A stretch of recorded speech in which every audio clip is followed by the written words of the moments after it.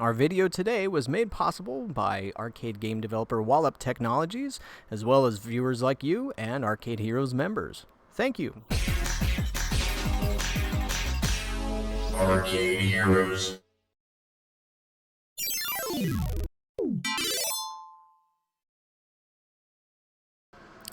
Have you ever walked into a modern arcade and you look around their game floor and you see lots of flashing lights, lots of different games, lots of brand new stuff, but perhaps you grew up in the 80s or the 90s and you look around and maybe you feel sad because as to what the arcade looks like now versus what it looked like when you were a kid or a teenager has changed quite a bit. Now, of course, if you are a younger person, then this may not seem strange at all to walk into an arcade, and where most of the arcade games that you see are what we call redemption games. But again, to the older person, that might be a bit disheartening or disappointing. Some people I've talked to will just not visit such arcades unless maybe they're taking their kids. But why has the arcade changed? Why is there such a focus on these redemption games, which give you tickets either physical or electronic? Lately, it's become a lot more common to have the electronic ones, thanks to card systems. But what is it that drives arcades to constantly be focusing more on redemption games than video games? That's the subject of today's Operating an Arcade video. Now, if you're here for the first time and you've not, you're just first timer, who am I? Well, I am Adam. I am an arcade operator in Salt Lake City, Utah. I've been doing this for 15 years. I've worked at arcades. Prior to that, I'm coming to you from my arcade right now, but it's a slow post-Labor Day Tuesday, so it's I don't have all my games on right now. But in doing this for 15 years, or at least with my arcade, I am kind of the black sheep in the industry where I still operate an arcade without ticket redemption. Now, I do have a few what we call merchandisers where you can put in, say, $1, play a little game and try and win a prize out of it, like a Nintendo Switch or something like that. But I actually don't own those machines. Those are owned by a couple of others. And so why is it that I eschew redemption so much? Why is it that on this channel that I have called Arcade Heroes, I don't really cover redemption all that much, whereas there are much bigger channels, I think like Arcade Matt and Plush Time Wins and Toy Hunting Gamers, sorry if I got that channel name wrong, generally focus a lot on the redemption side of the industry. What is it that I hate about redemption? Well, I, being one that grew up in the 80s and 90s, I have that old memory of what an arcade used to be like. And growing up, I was always really into video games. That was my jam, so to speak, is that I loved console games. I loved arcade games on the rare occasion that I could go and play them. And when I went into an arcade, if they had any redemption, I don't even remember it because I didn't even look at them. In fact, when I was in Portland back in 2000 and went with a friend to an arcade there, they did have a few redemption games in the front, but I just kind of went around them and went and played, I think it was Cyber Sled and T-Mech that they had, because that was more appealing to me. But as the years have gone on, arcades have tended to have a much higher percentage of redemption games versus video games. And now there's no exact number out there as to what's the right mix or what everybody does these days, but I would say an average might be 70% redemption, 30% amusement only, non-ticket or arcade games as we tend to think of them. And back when I was selling arcade machines, which I did for about 5 years, that was oftentimes the answer I would give to people if they were researching and wanting to open a modern style arcade. Now, oftentimes this type of business is called an FEC, a Family Entertainment Center, and these will be places that are more than just an arcade. They'll have other attractions as a part of them, such as bowling or laser tag or axe throwing, or rope courses and food and all this stuff. So they're almost like miniature theme parks, indoor theme parks.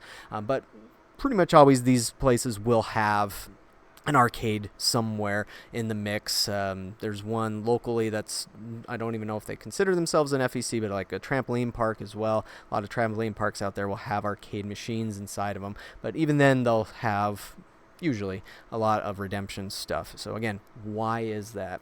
Well, the answer is pretty easy, and that is money. But we need to go a little deeper than that, and we need to show me the money, just like Tom Cruise said. And so I'm going to show you the money, but to go over these numbers, there needs to be some things stated first so that you understand. Do not take any numbers you see, like we're going to talk about today, as pure gospel, as this is how the machine earns. You want to try and get as wide range an idea as possible. The problem is that it's so difficult to get numbers in this industry, and I do have to thank those who did get back to me when I was asking for numbers, but some people were adamantly opposed to sharing numbers, and so as far as I know, I'm the only operator out there. You can watch other videos on my channel, particularly within the playlist of Operating an Arcade, where I do share numbers. And also, if you're a member to the channel, every single month I will post numbers that only members can see, and it depends on which tier you are. The lowest tier, you'll get to see my top 3 games for each month, and then Arcade Hero level, you get to see the light gun games plus the top 3, and then Superheroes get to see those 2 plus my racing games. But also on occasion, usually at the end of the year, I'll share some numbers too. But I've wanted to share numbers beyond myself. It's just most operators, 99.9% of them out there, just treat these things like they're the nuclear launch codes. And now I do get, to a degree, there is a worry about competition and stuff, but it's kind of annoying how protective they are, because it's like the better myself as an operator understands how a game performs across a wide range of locations, the better I can make my purchasing decisions. But of course, when it comes to redemption, again, I just don't really care for it, because again, I was never really into redemption. I did work at an FEC where we had, I would say, a 40% redemption mix versus a 60% video mix. This was like 1999, so the FEC hadn't quite come into that whole 70-30 split yet. But still, when it comes to earnings, there's a lot of factors that affect how a machine earns. And first off, just do never assume that a game will earn the same in every single location. And so again, that's why you need to look at as many locations as you possibly can. But again, it's really difficult because nobody likes to share those numbers. But some of the factors that go into how a game earns is, where is the location? What's the local clientele like? When are there peak seasons? When are there drought seasons? How many games are there in the entire arcade? Generally speaking, the more games you have in an arcade, the better it earns overall. It's more of an attraction itself, as opposed to, say, only 10 games. And then, do they have other attractions? Like if they are an FEC, what kind of attractions do they have to help bring people in? Is it trampolines? Is it bowling? Is it laser tag? Is it bumper cars? Is it a mini golf course? There's a lot of variations out there as to what helps draw people in and keep them there. And while they're doing their thing, they may go and play some arcade games too. What kind of competition is in the area? Is this one location like by itself with no competition for an hour around it, or are there a bunch of competitors really close to each other? I'm in that situation where I'm in a mall, and right down the hallway from me is the food court, and attached to the food court is a giant FEC that has bowling and laser tag and a little bumper car place, lots of ticket redemption, lots of brand new arcade machines. And so that's just been the reality of me operating here. I've been here a lot longer than they have, but they came in a few years ago, and that's just been part of the reality that I've had to deal with. But when they opened, my earnings went down like 23-25%. It was quite a drop, and then I came back up. But of course, then the pandemic happened. But how much is being charged per game, and is there any way to charge for continues, and how much is that? How many players does the game support? Does it have linked units? Is it banked? Banking is when you have a game that doesn't link together, but you put 2 or 3 or 4 of the same game next to each other, And that tends to be an attraction. Like a lot of the time, crane machines will do this. A lot of ticket redemption games will bank each other, even though they don't really link, or they might have one of those giant marquees that links them for the jackpot. But otherwise there's not really a way to link it. How old or how new is the game also affects it.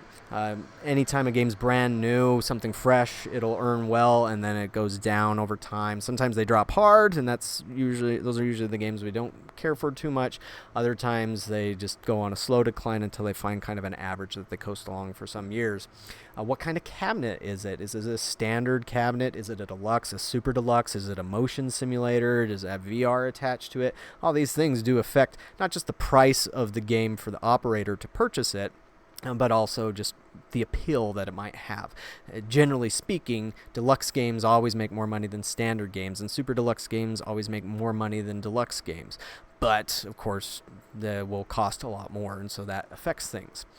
And what kind of controls does it have? Is it a joystick game? Generally speaking, those are seen as not great earners, versus something like a racing game or a light gun game or a dance game. And of course, a ticket redemption game, there's different variations there. Some are ball toss games, some are quick coin games where you just put in the coin, it goes down a ramp, and the game's over in like 5 seconds. Coin pushers and all that stuff does affect how the game is perceived by the playing public. Where is the game placed inside of the arcade? If it's up front, it generally is going to earn a lot better than something stuffed away in the dark back corner. But even then, I have had an experience many times where I just move a game maybe 5 feet, turn it around in a different direction, and then suddenly it starts earning a lot better than it used to. Don't always understand why that is. Or the weirdest case I had of that was when I moved to Jurassic Park by Raw Thrills. And again, it wasn't very far, but then I had somebody come in and it's like, when did you get this? It's like, well, we've had it for 3 years. Oh, I come here all the time. I never saw it. It's like, I don't think they really did go there all the time, but still, just where it's placed in the arcade helps. But also that kind of gets back to the cabinet. Is the cabinet flashy? What kind of artwork does it have? What kind of color scheme? And maybe it's too flashy, maybe it's not flashy enough, maybe it's just right, but that also helps. Because if it looks, maybe if some lights are out on it, that can make it less appealing. And so, those are factors. Were there any specials at the arcade during the earnings period when you're looking over a report, and that boost one game over the other? One example would be a movie. When Mortal Kombat, the most recent Mortal Kombat movie came out, my Mortal Kombat 3 started doing better. When Pixels came out, my classic games started doing better. Same thing with Wreck-It Ralph. Now, it was just a bump for a few weeks, but if you're looking at an earnings report, and this is another factor, is how long is the period of earnings that you're looking at? Is it just a week? Is it a couple of weeks, or just a weekend? Is it a month? Something along those lines. And so what we're going to be looking at today is actually over the course of a month. But all these factors that I've been talking about so far are not actually clear in these earnings reports. And so again, we're just going to be looking at a name and a number, but all these other things could totally affect how this game does in one place versus another. And then also, were there any local events taking place that might have positively or negatively impacted earnings, such as bad weather? That's going to keep people from going out and visiting an arcade. Did that happen during this period of when the earnings were or not? Or was there something like a Comic-Con happening nearby, or a sporting event or something like that that came into play? And like, I have a sports arena pretty close to me over here. I have a movie theater down the hall as well, and so when good movies come out, I see that increase in business. When they're big flops, I notice that too, because I'm not busy.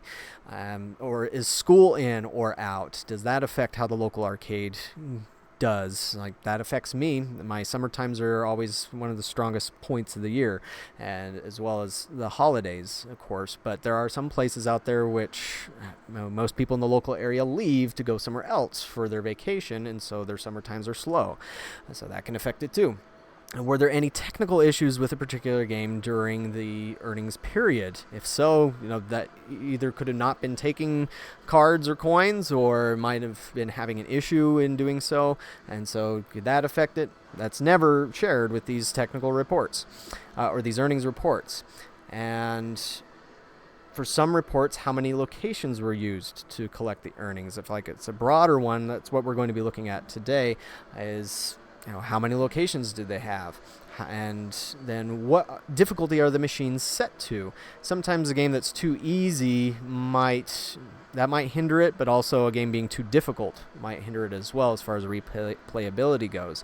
Now, when it comes to Redemption, they have what are called payout settings, and that'll be a certain percentage as to what it will be, but there's so many variations there that it's really hard to tell. But I think internally, a lot of places will have the payout percentages on their earnings, and so they'll know if they need to be making any adjustments there. In fact, after I share these ones that been seeing here on the screen, I'm going to be getting into some numbers that I obtained from an FEC in the United States. Now, to get this information, I cannot share who it is that did it, but thank you so much to the person that shared those things with me. You're pretty much the only one that got back to me.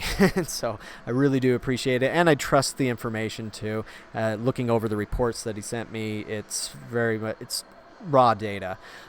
It's just, again, I can't show the actual reports. I had to port everything over to a spreadsheet so that it wouldn't identify the location.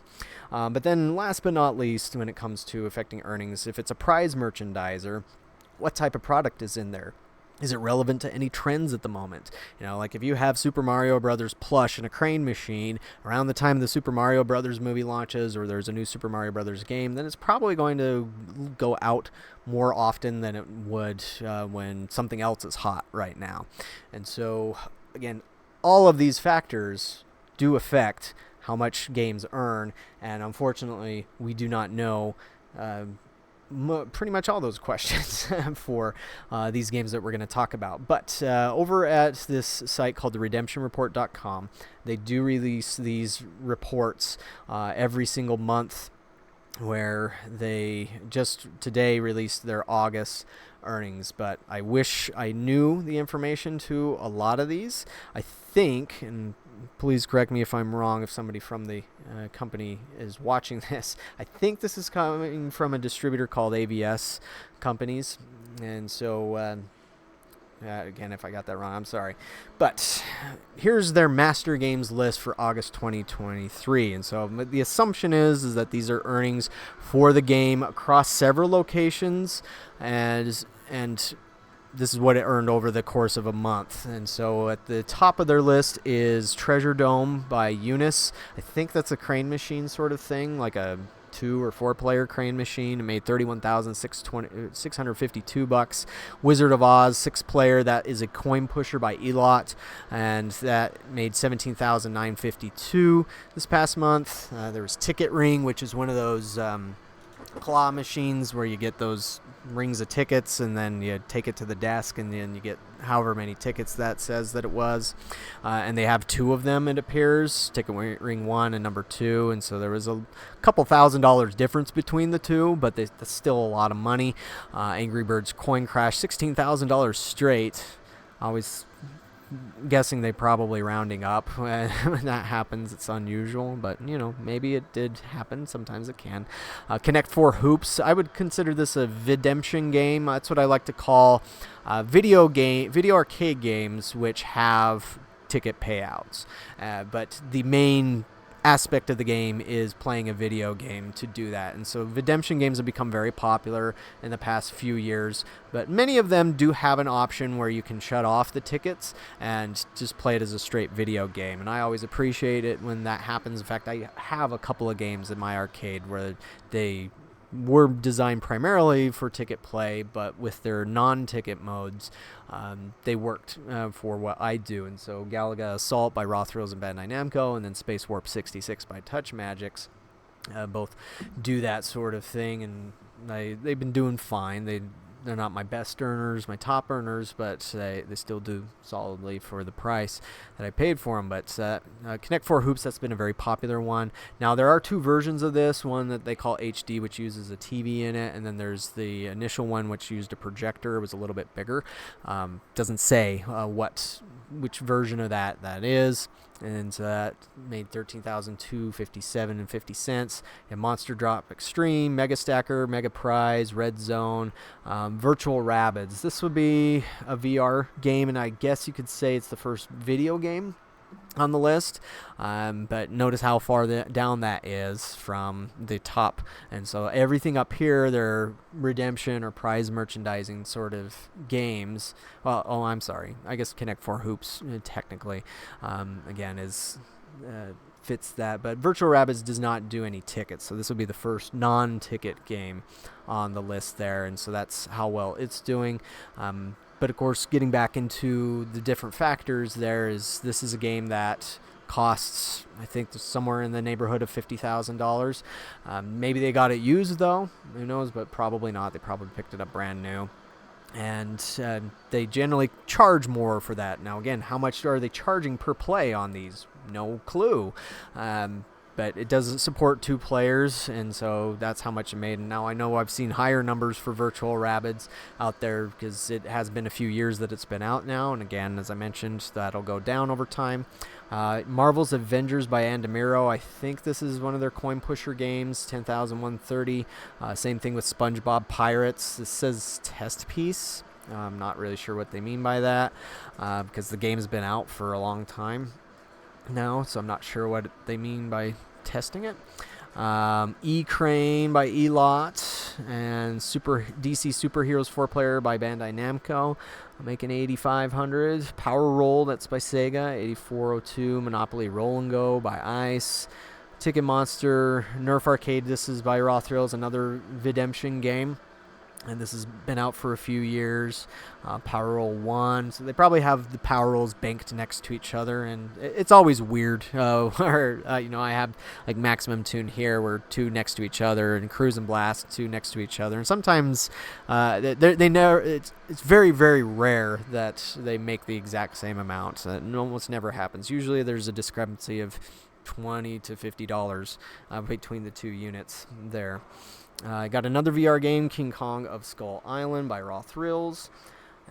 Jurassic World Escape, another redemption game. Redemption.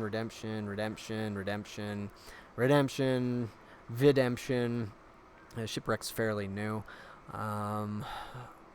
Redemption, but sports-related. Hyper Pitch, it's where you throw a baseball at a target by LAI. Fishbowl Frenzy, that's been out for years now, almost 10 years, I think. Fun Zone, Giga Crane, Space Invaders Frenzy. And I guess another thing to also bring up about Videmption is there are some locations, FECs, that will do what I do and set the games to not operate on tickets. But again, there's no indication here whether or not they were doing that. But with the location that I'm going to be mentioning here in a little bit, I noticed that their Space Invader Frenzy that was on the list, they do not have it set to do tickets. So they were one of those. And I've also heard of Dave & Buster's doing that on occasion. Finally, we have our first non-VR regular video game. And so Fast and Furious Arcade number 1. It looks like there is a number 2. See if there's 3 or 4, because some locations, they don't. They only have 2 here. And the discrepancy between them is a few $100, but $51.66. And so it's all the way down here versus your ticket redemption. Or again, Virtual Rabbids is not tickets, but it is VR. Granted, Fast and Furious Arcade is a pricey game. To get 2 of them, it's somewhere around $50,000, so close to the earnings of a single Virtual Rabbids. But I guess, this is what I do when it comes to having games linked together. I always treat them as one on the earnings. So let's add these 2 together and see what that gives us. I should be able to do this in my head, but why do that when I got a calculator? So $9,777 is what the 2 Fast and Furious games made together. But of course, I guess I should be doing that too with the crane machines and other things here. But that would put it closer to Virtual Rabbids' performance, which is a 2-player game. But yeah, so that's where just pure video lands on the list. And I'm kind of surprised the Big Bass Wheel is down here, because the location I'll be talking about, it's enormous, but they have 4 of them. And so it's all combined together on those ones. And so let's see, what's the next? There's the MotoGP VR is on here, so I get another VR game, 4835 there. Yeah, these are all other ones are redemption games. Asphalt 9. So this does not mention VR, so I guess it could be either the standard version, which they call deluxe, or it could be the premium version, which has a motion base on it. I wish this said as to which one it was. It looks like they have 2 of them. And so $38.79 for the one, $33.15 for the other. And I guess let me see if I can zoom. Oh, nope, I can't zoom in. So sorry if this is looking kind of small. It does not let me zoom in because it's a view only. It appears. But then Skee Ball down there, Crane Machines, Superbikes 3, a photo booth by Apple Industries, and so that's for their master games list. Now, they do have other numbers here, and so we have West Coast USA Top Games, August 2023, and then they have it separated out a little bit different than that list over there. And so, again, I don't know if this looks like just one location to me as opposed to multiple, but what's the location like? What's their competition like? What are they charging per game? All those other factors, no clue. And so it looks like their ticket ring with jumbo rings does pretty well. That's by Smart Industries. Power Roll by Sega does well, but it's not mentioning here if there are multiple ones. Maybe it's just a single one, I guess, because they do have separated out DC Superheroes, which is really just one cabinet as far as I recall. And then your Big Bass Wheel. It looks like the worst performing redemption game is a Videmption game, and that's Iceman. Maybe some of you have seen that out there. But it's old at this point. It came out in like 2017. Their merchandisers are doing all right, but again, merchandisers do depend a lot on what prizes are inside as well as the difficulty settings. And then you get your video. I'm surprised they're considering a photo booth to be a video game. I don't think it should be considered that. I mean, it's not really a redemption game. It's not a video game at all, though. There's no game to play there. I would put that under merchandisers if it was me. But then we have Jurassic Park. It's kind of strange that they say environmental left, but I don't see another Jurassic Park on the list. So maybe the right side is out. So it did. That's happened to me last year. One of my guns went out, and it took me a while to get it replaced, and it severely impacted the earnings by more than half. Because they have King Kong VR left and right. I mean, it is impressive when your Jurassic Park machine is able to beat out one side of King Kong, but of course, I guess it would be doing better with both of them going. But they don't separate it out on Space Invaders Frenzy or Terminator Salvation Deluxe, so who knows. But as you can see, the numbers between the video games and the redemption games, they're quite different. And the redemption games are making a lot more money. And so that's the reason why so many more arcade operators out there focus on redemption compared to video games, because they just see video games as good to have, but what's paying their bills is generally the redemption stuff. And now with what I do here, I show that you can make it work, and yes, occasionally I do get people coming in and complaining, or they'll go down to the FEC down the hall when they realize I don't have any ticket spitters. But again, I guess maybe I'm being stupid. I did have a distributor recently say you really should get into redemption because you're leaving money on the table, pretty much. But again, I guess I'm just being what's the word I'm looking for?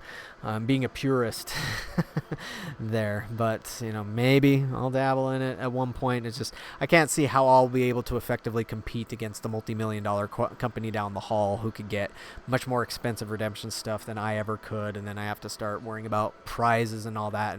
And I guess part of my experience was back when I worked as a teenager at an arcade and they had those redemption stuff. I hated working the redemption side because, I mean, the kids were fine. It was always the adults that would throw a stupid fit over certain prizes or something. And it's like anytime we had an emotionally charged issue, it was with some adult throwing a fit over, they didn't have enough tickets to get this stupid little thing that they would probably forget about anyways, or something along those lines. And so I guess that jaded me against it. But, looking at how much money some of these redemption games make, I guess, again, I can become unjaded. Interesting enough, this one does mention the payout on these here. And so kind of interesting as far as that goes. This one is saying South Central USA. Maybe Texas would be a guess as to where this is. But again, the Taj Mahal is a crane machine. I'd say mini rings, so that'd be these ticket rings. Ticket ring, just that crane itself does really well. The Angry Birds Coin Crash. I think that's that's a pusher, a token pusher, but it creates the Tower of Coins by LAI. And so it's a 3-player one. It looks like they're combining them all out. Pretty good payout on that one. Big Bass Will, it's always in the top 10, it seems. SpongeBob Pineapple, Wizard of Oz, Connect 4 Hoops. Yeah, they're also throwing in some of their redemption games into the redemption instead of separating them out. And then Simpsons Soccer is the worst performing one, but that is, I think, several years old. Their merchandisers are also doing pretty well there. Again, no clue what the... these have payouts on them too sometimes. There can be winner every time ones. But maybe they're all set to winner every time. I don't know. And then Jurassic Park 2-player, $2,874. So, that actually...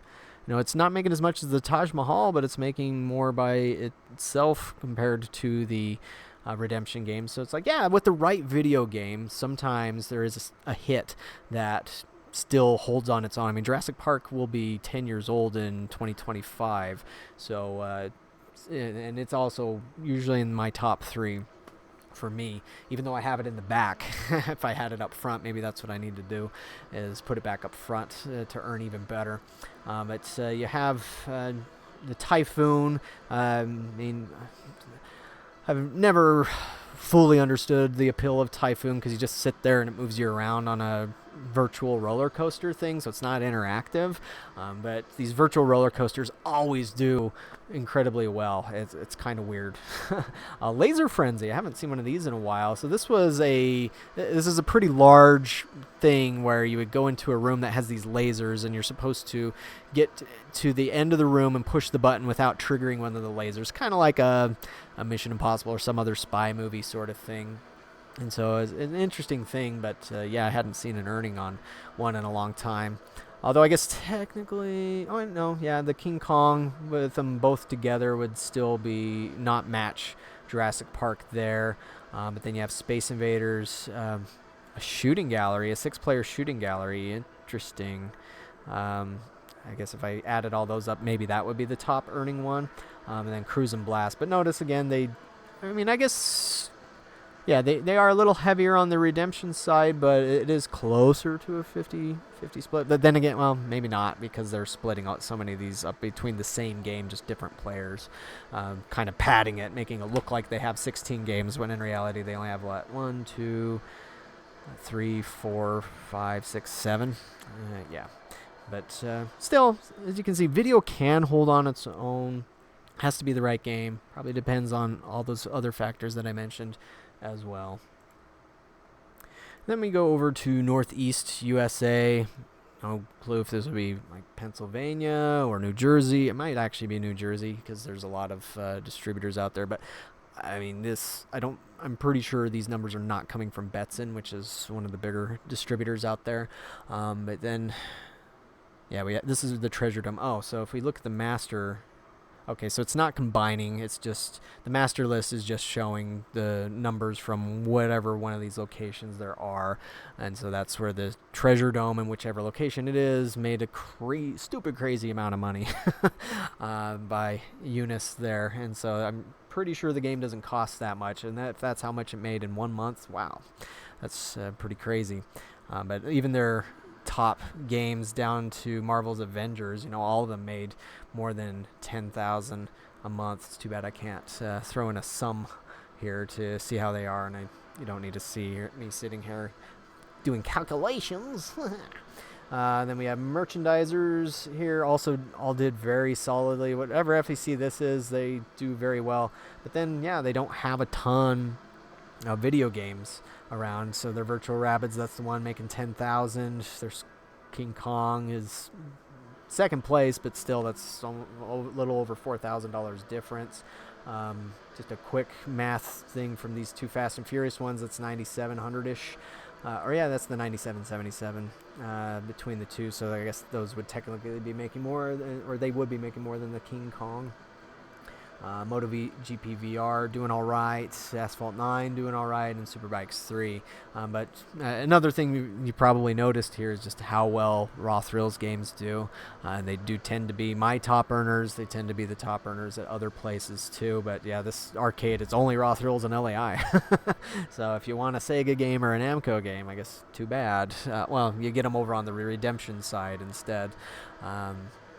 So those are the numbers from the Redemption Report. Again, when I look at numbers like these, because I don't know the answer to a lot of the factors, like if I see a video game that's doing crazy good, or like in the past, I know if I've seen a video game making $700 at an FEC, it's like, well, it'll probably make between $200 to $300 a week at my place. And so that's just what I've learned from experience over time. So last but not least, let's get into this giant FEC. And so I've been to this FEC before, and the numbers that you're showing here again, we have a couple of periods. We have this past weekend from 8/28 through September 3rd, but then I also have numbers from the month, the very end of July throughout most of August. And so this, again, I do trust these numbers because the data they sent me was raw data. It's just I had to copy and paste a lot of them over, and I didn't include all of them, just kind of out of interest of time. I wanted to get this video done today, and so this does not show everything that they have at the arcade, but this was most of the top earners. Now, the way that they're sorted out, I found these numbers from this weekend first, and so that's how I organized them, was the top there. But then when I found the numbers, because I was sent a bunch of emails and I was just going through them, and then I just kind of stumbled upon this one. They are different, so the placement is different. But again, just I guess I was being a little lazy and didn't want to create another column and sort them out. But anyways, in some regard, some of them are still the same. But if we look at the video games for this giant location, and they have some really cool attractions there. I won't say what all of them are. There's a couple of them that are very unique, and so if I probably mentioned them, then people could figure out where it was. And I made a promise. But Mario Kart GP DX by Bandai Namco, they have 4 units, and just over this past weekend, the 4 combined made over $1,200, whereas through the month of August, or most of August, they made almost $7,000. Halo Fire Team Raven, it didn't say whether or not it was the Super Deluxe version or that newer, what I like to call the Assault model. I'm pretty sure it's the Super Deluxe, though, because I think they've had the game for a long time. $39.25.92 over the month, $746 this past weekend. Interestingly enough, they don't have Superbikes 3. I didn't see it on the list, but they have Superbikes 2, and they have 4 of them, and that's still doing really well. They have the regular MotoGP, not the VR, but Superbikes 2, well, actually over the month, MotoGP made $100 more, but over this past weekend, Superbikes 2 did a little better. And this, of course, is why the longer periods you can get, the better. Tomb Raider, didn't say if it was the deluxe version or the slightly smaller, or like the twice as small version. Both of them have 4 guns, though, 2410 or 448. They only have 2 Cruise and Blast units. I think at one point they might have had 4, but I guess they got rid of them. And Typhoon also doing pretty solid. Now, I also should have mentioned with Typhoon, there are 2 versions. There's the yellow one that you might have seen him played out there, but then there's a newer one, the 10th anniversary version. I'm not sure which one they have because it didn't say. Jurassic Park 2-player doing pretty solidly well. In fact, this would be number 3 over the course of the month, whereas on the weekend it didn't do quite as hot. Transformers, this one's Human Alliance. Not the Shadows Rising, so 1690 and 370 over the weekend. And then they have Space Invaders Frenzy on non-ticket mode, which I found interesting because they have so many redemption games, as we'll get into. Guitar Hero still going along strong, although Terminator Salvation did better over the course of the month period than Guitar Hero did. Minecraft Dungeons Arcade, which is still fairly new, came out in 2021 for players. Not doing super hot, and I've kind of noticed that myself too, and so I'm still hoping that maybe when Series 3 comes out, more kids will get into it. I don't know. And then Pump It Up Double X running in an older cabinet. They said it was like 2017 originally, and then they upgraded the kit, but that's also not doing super hot compared to some of the other video games. Again, they do have a few other video games around, like Aliens Armageddon, but just in an interest of time, didn't get those. Now to their redemption games. If we look at those, they have 4 Big Bass Wheel units, which combined made $12,000 over the course of August. This past weekend, almost $2,000 from those. They have 5 skee ball units, which I guess is almost cheating, but still does very well for skee ball. And those are paying out some tickets. Pearl Fishery by LAI Games, almost 3,000. DC Superheroes 2-player, 32.85. Whack and Win, which is ice. I think it's kind of like one of those Hammer Carnival games. Doing pretty well for 2 units. Quick Drop by Baytech, almost 4,000. The SpongeBob Pineapple Pusher, 3,000. Down the Clown by Ice, over 4,000. Milk Jug Toss, 26.58. Slam a Winner, which is Benchmark, 22. Spinner Frenzy, I was surprised to see this one on the list because I haven't heard of a lot of places that have it. As by Adrenaline Amusements, and that came out around the time where those fidget spinners were a fad. 1580. And then Angry Birds Smasher, which is a whack-a-mole style Angry Birds game by Adrenaline Amusements, 1724. For Redemption, they got Connect 4 Hoops, making a little over $8,500. Grand Piano Keys by Baytech, 27. Nerf Arcade, they have 2 units. One of them was consistently a lot higher than the other one, so I would be guessing that it's in a better spot in the arcade than the one that doesn't do so well, or maybe the one that doesn't do so well has some technical issues. They didn't say. Hot Wheels 6-player, $25.98. Crossy Road 2-player, that was by Adrenaline, $23.50. Same thing with Flying Tickets, was by Adrenaline, and then the Iceman one. And so, like, if you look at the raw numbers, summing them all together, it's like their video did fine out of this. Now, again, if I had more of the games, and of course, I guess it's somewhat cheating here, I didn't count if I had the exact same number of video versus redemption here. But, you know, still, it's like what's making the higher number of money, it's the redemption games. And I guess if you threw redemption into that number right there, you know, you got almost $70,000. Almost $70,000 versus the plain old video. And then, of course, throw in merchandisers, you get almost $40,000. And there was actually quite a few merchandisers I didn't include on the list.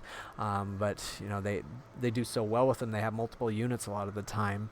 And just these games are doing really well. On the Over the Edge, I did notice in some weeks through the emails I looked at, it looked like one of the sides wasn't working, and so that's likely what affected it, at least this past weekend. It looks like this past weekend it wasn't working, but over the month it had been. So yeah, that is, I think, gives you a pretty good idea as to why there's so much redemption focus in this industry, and why when you go to FECs like Dave & Buster's, Round 1 USA, Chuck E. Cheese's, you know, the focus on redemption is so high is because they do make money. Now, again, I think it's worth saying that video still makes money. You know, it takes the right games, it takes the right placement. I imagine that if you placed video games more prominently in these arcades that have a ton of redemption, that they might even do a little better. But of course, the temptations there's like, why should I do that when if I put my redemption right up front in the most prominent spots, it'll make even more money. So I get that. So I'm just being a video zealot, I suppose. about that. But also at my own arcade, if you go back onto the videos and look at their earnings, it's like when there isn't redemption to compete with, video can still do fine. I still keep my doors open. But again, I do have to acknowledge that could I be making more money with ticket redemption? Probably, like these do. But for me, another reason why I don't is I feel that this is one way that I stand out from the competitors, because almost every single competitor that I have in the general region, like the county here, Salt Lake County, they all have ticket redemption. And some of them might not have merchandisers, and so again, that's where I kind of dabble with it a little bit. I also have what's called a bulk vending machine, which is not ticket redemption. It's you put in quarters and then you get a little capsule prize. So again, that's the closest that I dabble with it. But I'm trying to do something that my competitors aren't. Whereas when I visit, Dave and Buster's and Round One USA and the competitor down the hall and whatnot, there's so much that feels kind of the same as from one to the other. Now, yeah, like Dave & Buster's has their exclusive games. Round One USA gets a lot of stuff from Japan. They have a lot of crane focus, like UFO catchers and stuff, and so that helps them set apart between each other. But still, when you're a small guy like me who's not a millionaire and doesn't have the resources that these multi-million-dollar companies have, you got to find some way to do something different. And, of course, that's where I have pinball. But, of course, one thing that I've noticed from all of these earnings reports is that there's no pinball on any of them. And so that's one thing, is that FECs generally don't go for pinball because it's so high on the maintenance, but it's so low on how much it earns that they just don't even bother with it. And I know Dave & Buster's has tried, and I guess, Round One USA does generally have like 4 machines at most of their locations, but obviously if pinball was making a lot more money, then you'd see a lot more pins at those locations, but it just doesn't do that well. But yeah, what do you think about that?